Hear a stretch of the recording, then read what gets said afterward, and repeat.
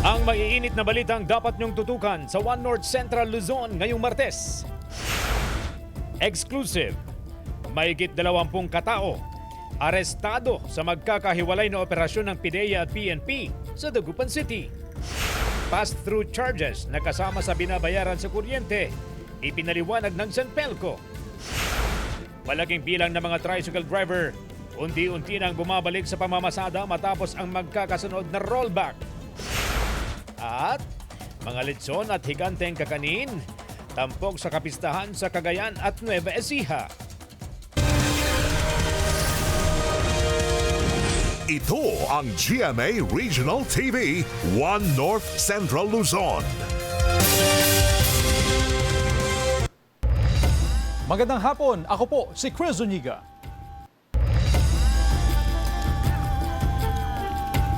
Arestado ang 24 na katao sa magkakahiwalay na operasyon ng PIDEA at PNP sa Dagupan City. Nakatutok CJ Torida, exclusive. Nagsanib puwersa ang Dagupan City Police, PIDEA Region 1, Regional Drug Enforcement Unit, PNP Drug Enforcement Group, Regional Intelligence Division at City and Barangay Anti-Drug Abuse Councils sa operasyon kontra iligal na droga sa Dagupan City kahapon. 5 magkakahiwalay na search warrant ang isinilbi ng mga otoridad na nagresulta sa pagkakaaresto ng 24 na katao, kabilang ang 2 high-value individual. Sa kabuuan, nasa humigit kumulang 50 gramo ng hinihinalang shabu ang nakumpiska sa magkakahiwalay na operasyon. Nagkakahalaga ang mga ito ng 340,000 pesos. Isinagawa ang operasyon sa Sitio Aling sa Barangay Pantal. Yung lugar kasi parang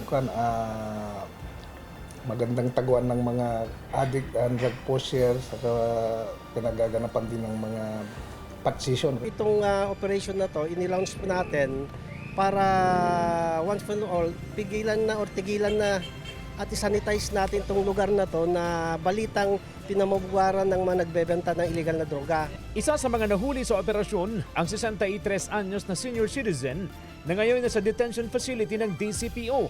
Hindi raw siya sangkot sa anumang kalakalan ng illegal na droga. Wala po, di po ako nagbibinta, di po ako gumagamit po ako namin po. Handa raw siyang harapin ang anumang reklamong isasampa laban sa kanya. Sinisikap ng GMA Regional TV 1 North Central Luzon na makuhanan ng pahayag ang iba pang naaresto sa operasyon. Tiniyak ng autoridad na ang mga isinagawang operasyon ay naaayon sa proseso at batas. Kasama si Henry Duminsil, CJ Torida, 1 North Central Luzon. 55 sentimos na taasingin sa kuryente sa kada kilowatt hour ipinatupad ng Senpelco ngayong Abril. Ang detalye sa report ni Jasmine Gabriel Galban. Mula sa karaniwang 1,200 pesos na buwanang bayarin sa konsumo sa kuryente, umabot ngayon sa halos 2,000 piso ang electric bill ng anak ni Erlina de Vera mula sa Barangay Lanas, Mangaldan, Pangasinan. Nagtataka raw sila dahil kung tutuusin, umaasa raw silang bababa ang kanilang bayarin sa kuryente dahil nagtitipid sila sa konsumo nito. Dahil kung minsan, nagpapatay kami ng ilaw. O yun, lalong tumaas. Ibig sabihin, nagtitipid na Kami ng kuryente, ba't tumataas? Paliwanag ng Central Pangasinan Electric Cooperative o Senpelco, tumaas ng 55 sentimo kada kilowatt hour ang generation charge. Bunsod ito ng pagtaas sa presyo ng produktong petrolyo sa nakalipas na mga linggo na epekto ng tensyon sa Middle East. Dahil na rin dito sa epekto ng increase ng fuel cost, ng pagbaba ng piso value natin kasi tumaas yung piso-dollar exchange rate. So yun yung bahagyang naka-apekto doon sa cost ng generation ng electricity na yun din yung binibili natin para ma-distribute sa ating mga consumer. Nilinaw rin ng Senpelco na napupunta sa mga government program ang bahagi ng electric bill na tinatawag na pass-through charges. Kabilang dito ang subsidiya para sa senior citizens, lifeline consumers at renewable energy. Giit pa ng Senpelco na hindi sila kumikita mula sa mga singil na ito at ipinapatupad ito sa lahat ng distribution utilities at electric cooperatives sa buong bansa. Aprobado rin ito ng Energy Regulatory Commission. Babasahin natin yung batas, yung Republic Act 11552 kung saan ito ay in detail diniscuss na rin ng ating regulator doon sa application at tama po kayo. Tayo po ang nag-subsidize doon sa amount. Pero sa ngayon ay naka-fix sa 1 centavo per kilowatt hour nga po. Kasama si Henry Duminsil, Jasmine Gabriel Galban, One North Central Luzon. Ilang araw naman bago ang Labor Day, naghain ng mga bagong petisyon para sa aumento sa minimum wage sa Metro Manila, Central Luzon at Calabarzon ang ilang grupo. Ayon sa Unity for Wage Increase Now, hiling nila ang aumentong 505 pesos sa daily minimum wage sa NCR. 640 pesos increase naman ang ipinepetisyon ng Central Luzon for Wage Increase Now sa Aurora Province at 600 pesos sa iba pang probinsya sa Central Luzon. Sa ngayon, 560 hanggang 600 pesos ang daily minimum wage roon.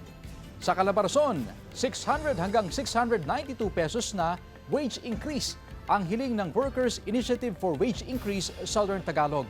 Kasalukuyang nasa 508 hanggang 600 pesos ang arawang sahod sa Region 4A. Ayon sa mga grupo, hindi na nila nakabubuhay ang current minimum wage sa bansa lalo't lumalala ang krisis partikular sa petrolyo.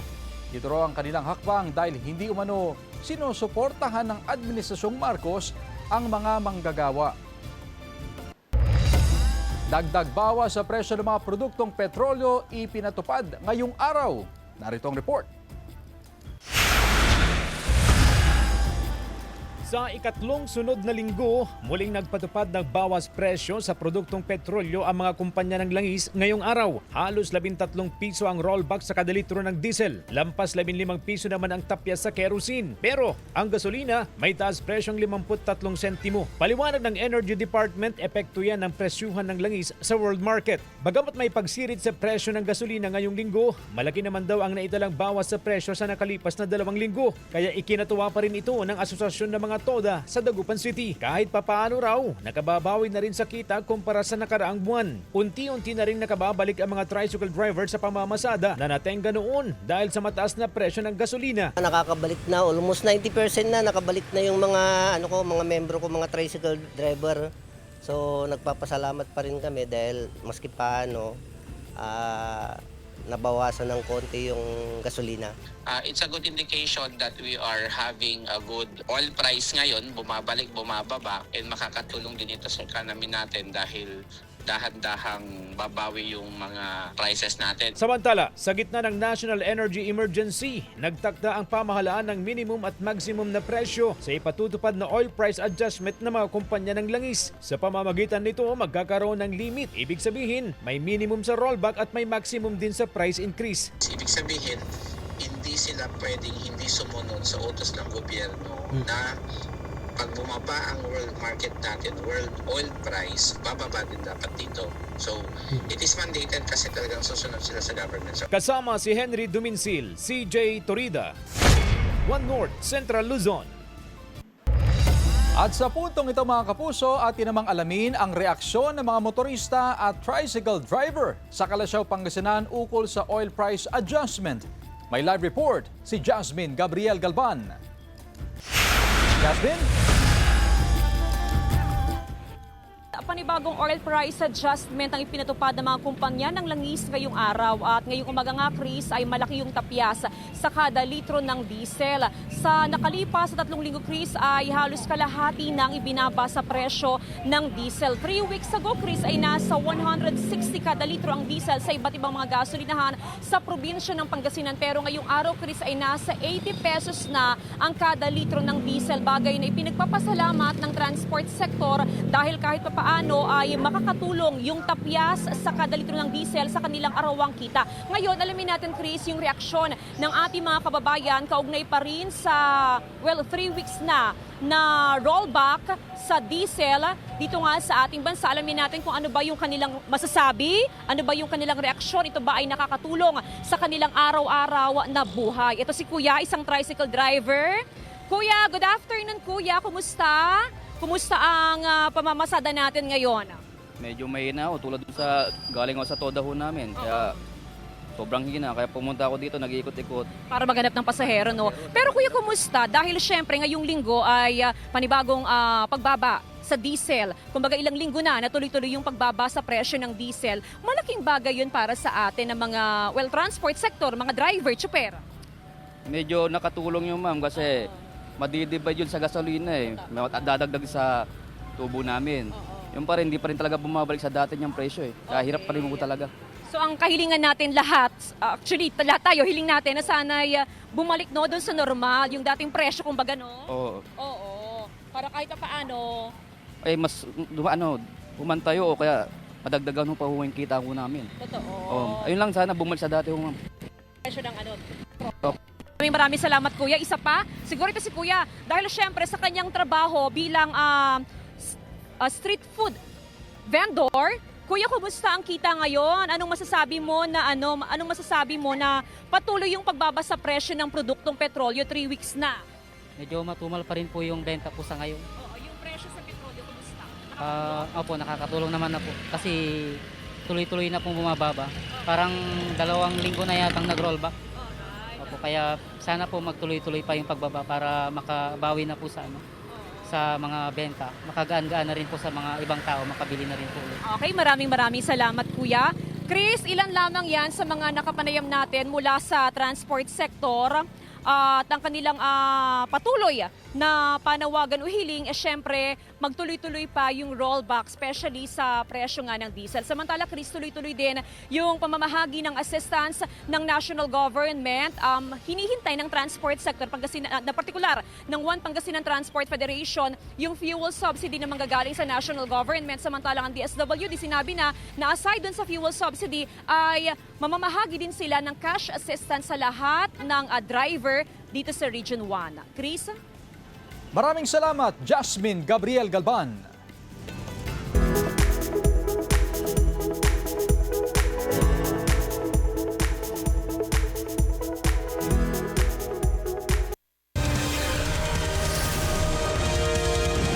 Ito ang GMA Regional TV, 1 North Central Luzon.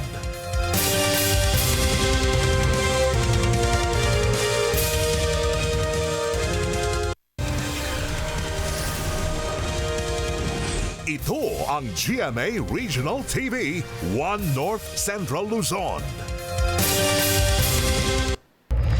Sinalakay ng mga operatiba ng National Bureau of Investigation ang umano'y iligal na LTO District Office sa Malasiki, Pangasinan. Bagong tayo ang establishmento na nagpoproseso ng student permit.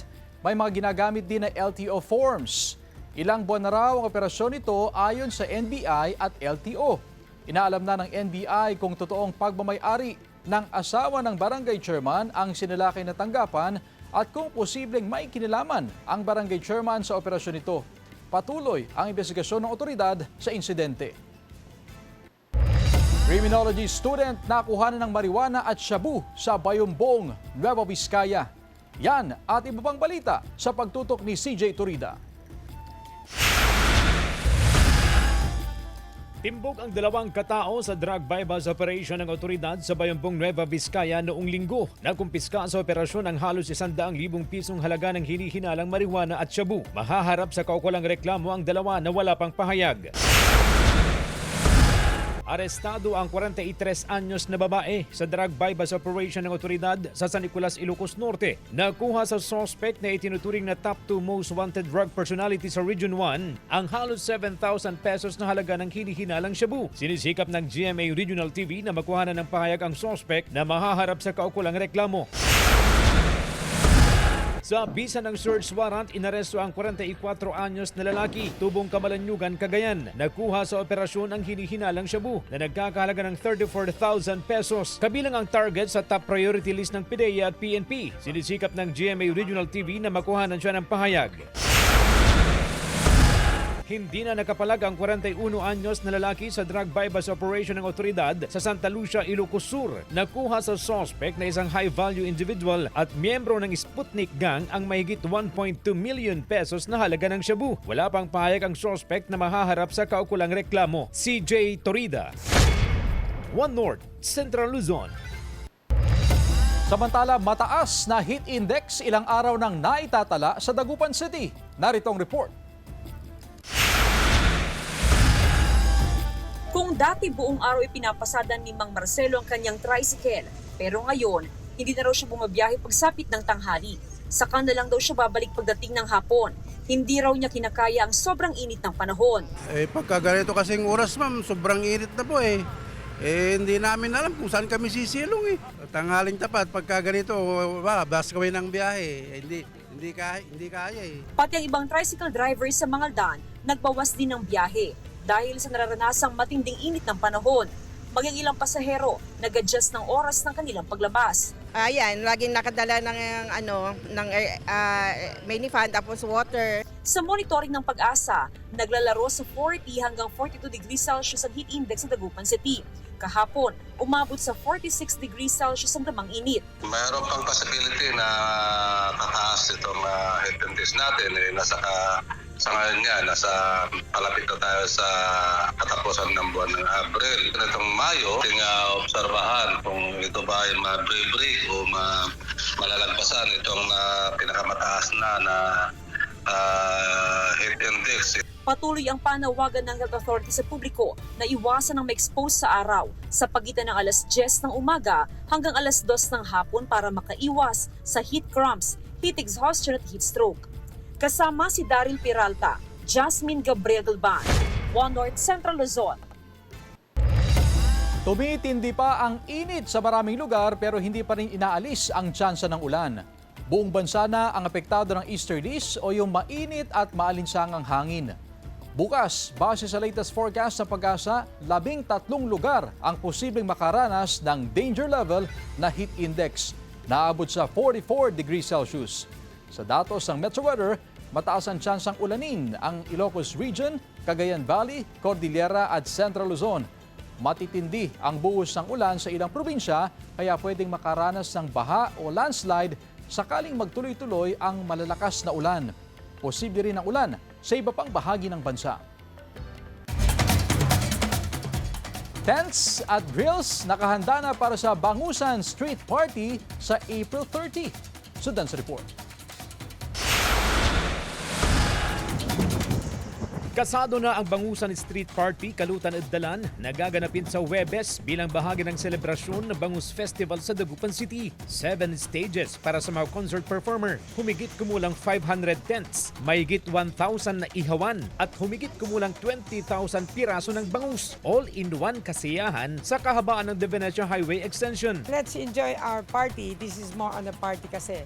And then, of course, you have the bangus. Bring more food and enjoy with your family. Bidang bangus sa selebrasyon pero hindi lang naman daw bangus ang pwedeng ihawin. Kahit anong pagkain na pwedeng dalhin, iluto at kainin, walang problema. Basta ang importante, masaya ang bawat isa. Asahan daw ang dagsa ng libu-libong turista sa selebrasyon. If we bring in tourists sa Dagupan po, magbe-benefit po ang ating local community, ang ating mga vendors po.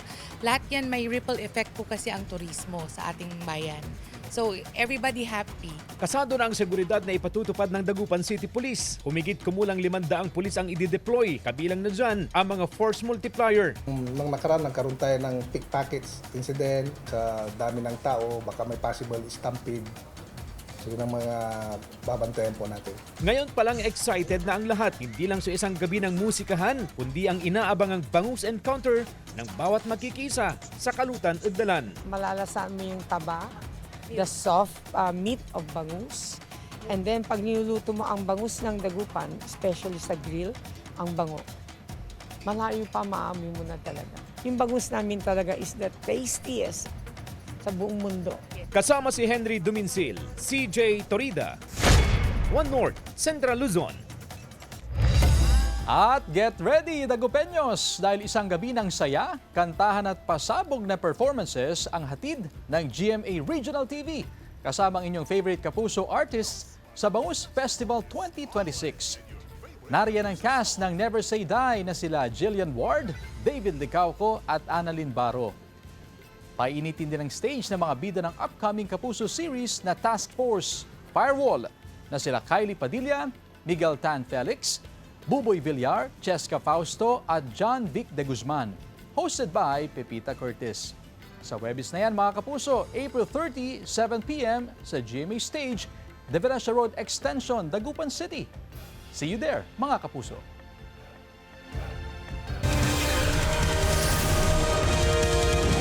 Ito ang GMA Regional TV 1 North Central Luzon.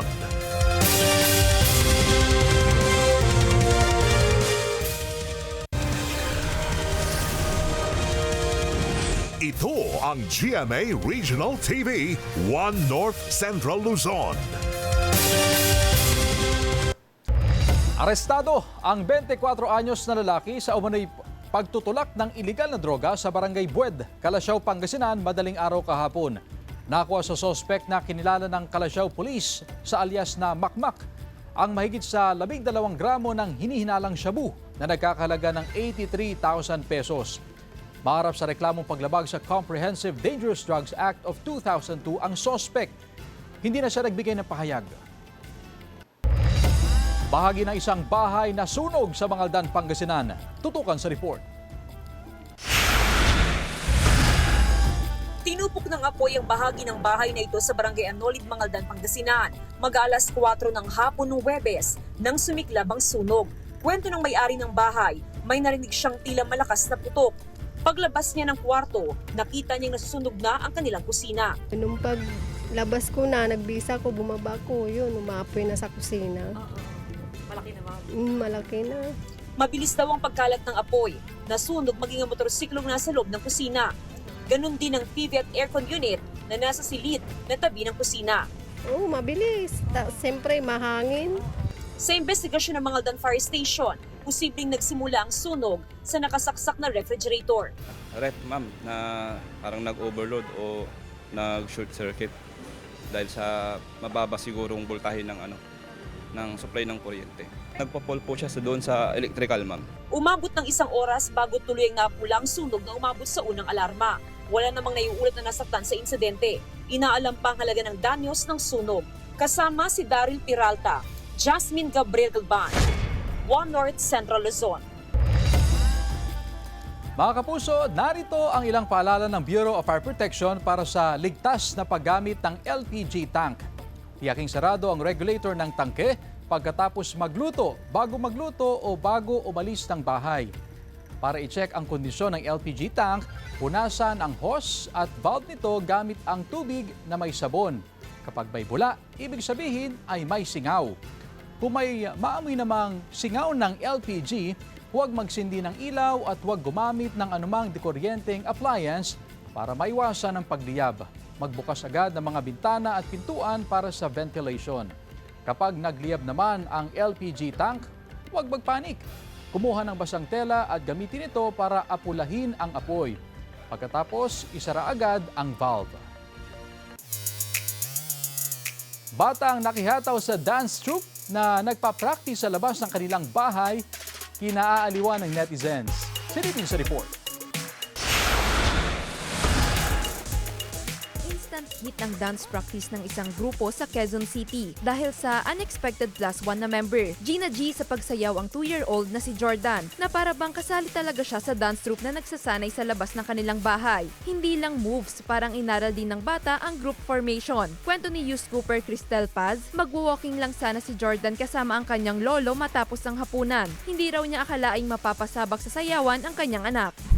In his multitasking era ang isang runner sa Cebu City. Hindi niya lang hawak, kundi itinakbo pa niya ang beat at nag-ala running DJ. Sa practice run kasama ang iba pang runners, dala niya ang DJ booth. Kwento ni youth scooper Cody Rene Jane, plano ng organizers na magpatugtog gamit ang DJ setup sa isang pickup. Naisip niya na what if siya na mismo ang tatakbo habang nagpapatugtog. Inspired daw yan sa ginawa ng isang international DJ. Sumakses din siya nang gawin niya sa mismong running event. Hinangaan ng netizens ang effort ni Cody. Jewel Fernandez, 1 North Central Luzon.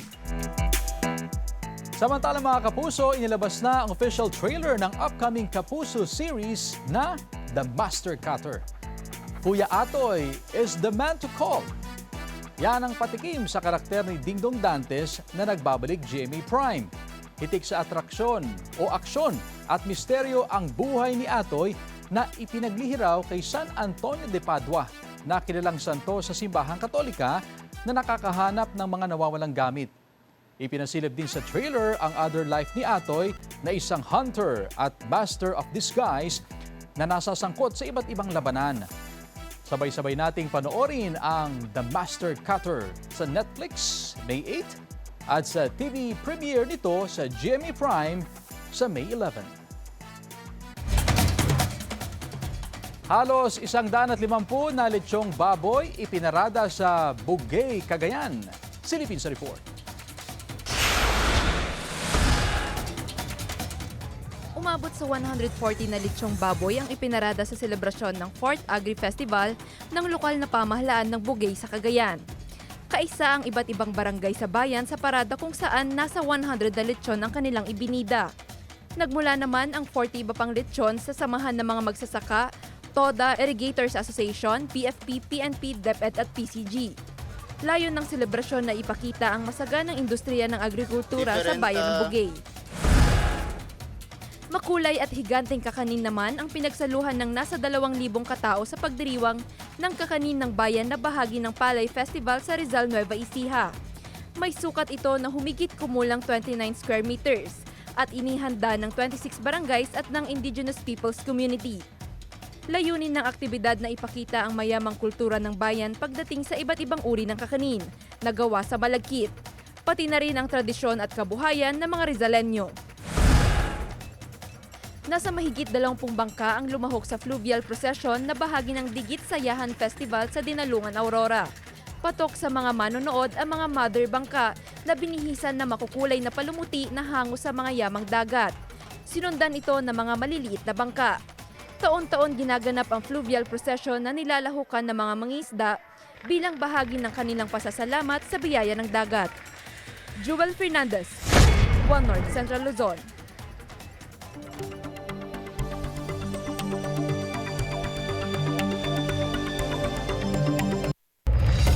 Samantala, mapapanood niyo po ang episode na ito at iba pang pinakahuling lokal na balita sa official website ng GMA Regional TV, www.gmaregionaltv.com. Pwede rin kayo bumisita sa aming official YouTube channel, GMA Regional TV, at i-click ang subscribe button para sa pinaka-maiinit na balita mula sa mga rehiyon. At yan ang mga pinakamalaki at pinakahuling balita sa Hilaga at Gitnang Luzon. Maraming salamat mga kapuso, pati na ang mga kapuso natin abroad. Ako po si Chris Zuniga. Kami ang GMA Regional TV, One North Central Luzon. Walang kinikilingan, walang pinoprotektahan, noon at ngayon, serbisyong totoo.